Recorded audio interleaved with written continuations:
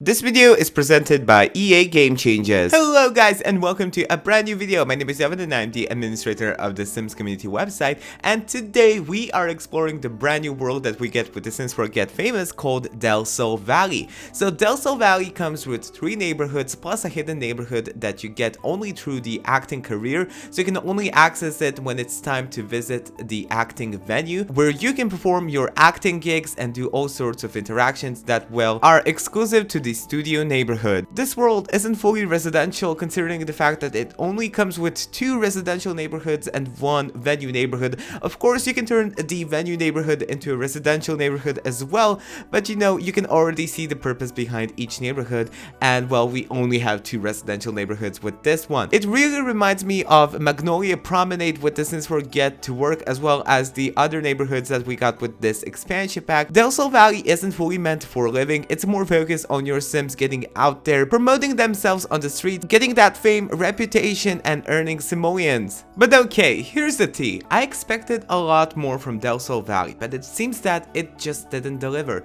I don't know, it may be following the same paths with the Sims 4 Get to Work, considering that it's bringing the whole new acting career, and it's focused more on your career, on your reputation, and your fame, which may explain why we don't have enough residential spaces with this world. But still, I believe that a beach neighborhood would be such a welcome addition, considering that they even put it on the map, but they didn't fully expand on it. I don't know, that aspect really disappointed me, and the fact that they put a lot of empty house shells that are very detailed but do not have any purpose in the game. So these shells are featured in the low-end neighborhood, and well, there's a lot of these empty shells, but they do not do anything. Instead of it, they could have at least added 2 or 3 empty lot spaces for us to build and expand the neighborhood with our Sims and stories, but nope, I guess that this is just the way that they went with, and added 11 lots in total. But okay, I'm gonna be keeping my opinions for another topic, another video. Now let's go into the full overview of this world and see what it has to offer. The first neighborhood I want to talk about is Mirage Park, and it says, with reasonably priced homes and so close to downtown, Mirage Park is the perfect place for an up and coming star to start their rise to fame. So Mirage Park comes with 3 lots. It comes with 1 pre-made household and 2 empty lots. 1 lot is completely empty and ready for you to build on, and here are lot sizes for each lot. The first lot is Vacuous Green, which is 50 by 40. The second lot is where the young household lives, and it's 40 by 30. And the third lot, where my Sims are currently living in, is 40 by 30 as well.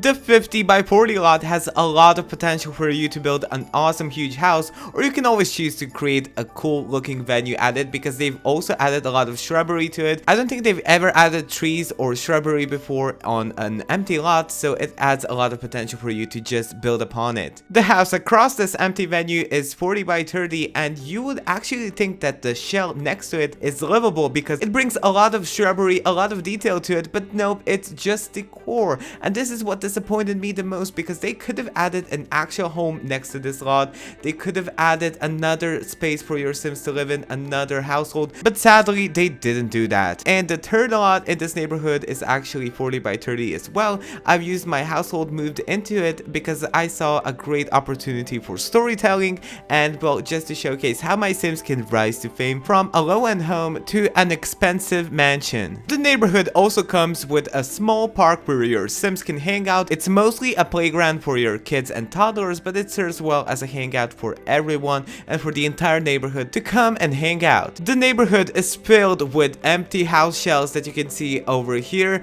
There are a lot of trucks as well, a lot of cars which have already been parked outside homes. I'm not sure if they're hinting at anything, but it looks very good in the game. I just wish that there's more gameplay tied into it rather than just serving its purposes to make the entire neighborhood look good. There's also a highway over here that you can check out. A lot of cars actually are on the streets already.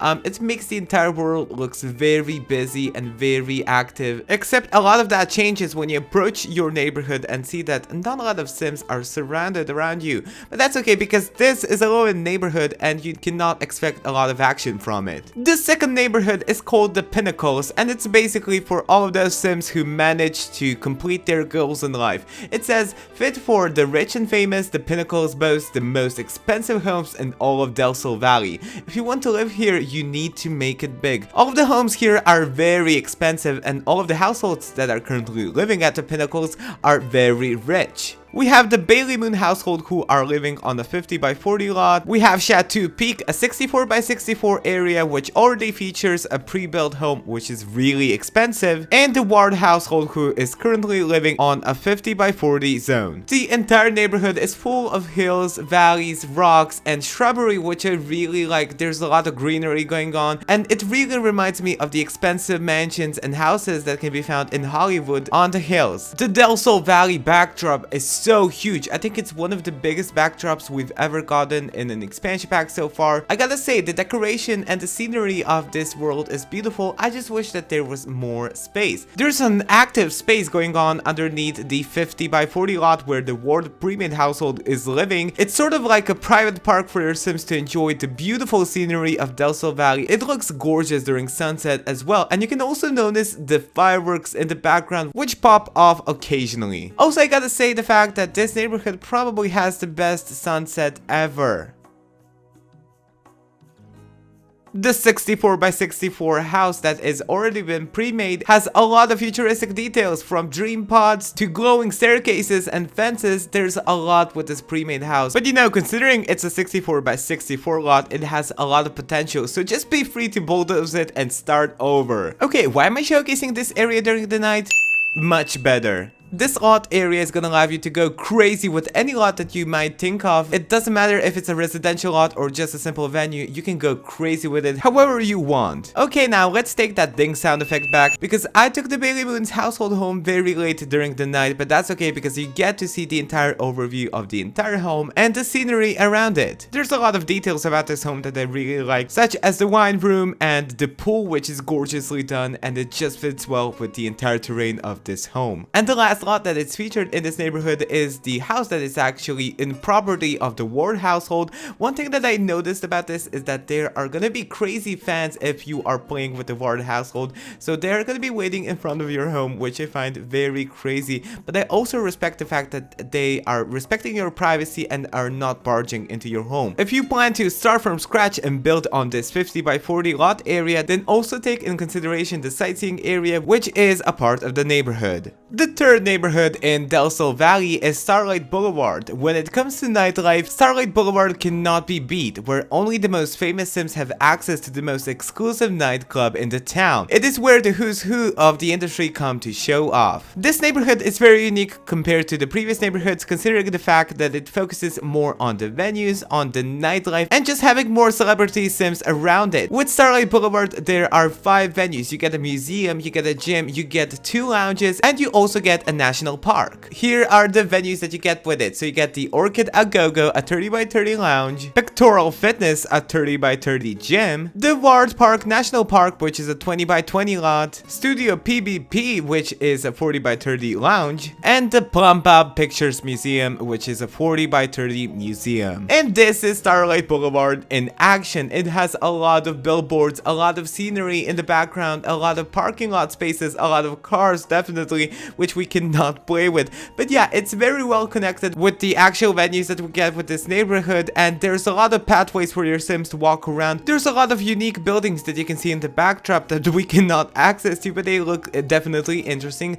There's also a very interesting fountain that you can see over here. It definitely reminds me of the art center that we got with San Myshuno with the Sims 4 City Living expansion pack, and it just makes the entire park area come to life. Before we go on to a detailed breakdown of every single venue in this neighborhood, here's a general overview of the neighborhood featuring some very generic YouTube background music.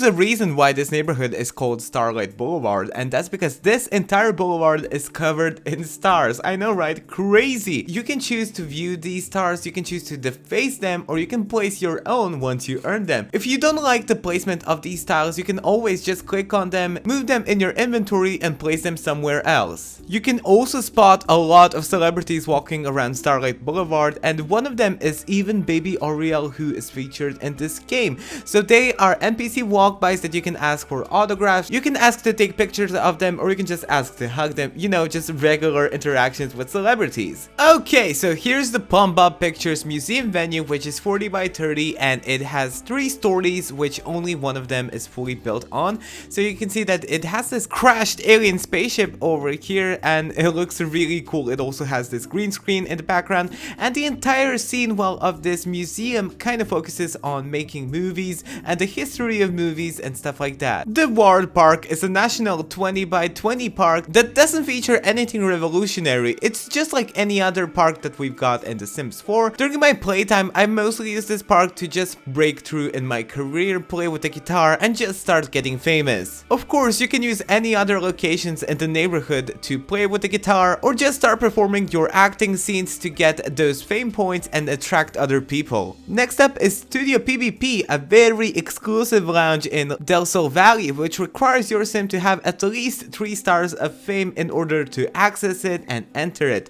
So what's very interesting about this venue is that you're gonna find a lot of sims waiting outside the door, screaming at you and just waiting for you to come outside. This venue is also followed by a huge fountain, a lot of fake cars, and a fake limo in front. Orchid A Go-Go is another lounge in Starlight Boulevard, which doesn't actually require you to have any fame level at all. So this is mostly for people who just want to become famous, or just sims who want to hang out with other sims. There's also a special designated area for celebrities as well that can be found on the second story. And last, we have the Pectoral Fitness Gym, a 40 by 30 lot that, well, is like any other gym that we have in The Sims 4.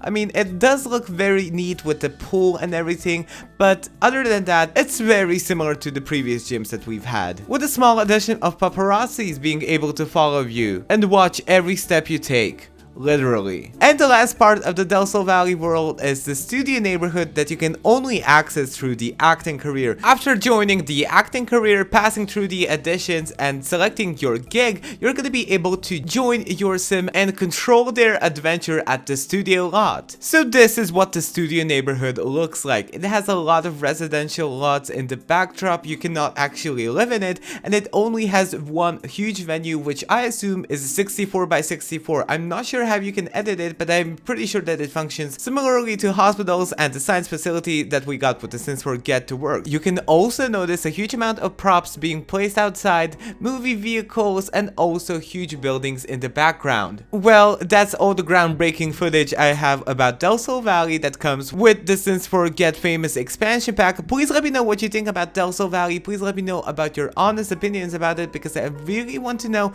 if I'm the only one who thinks that this world could use some upgrade. Make sure you like this video, subscribe to this channel for more upcoming content, and I will talk to you guys in my next video. Bye!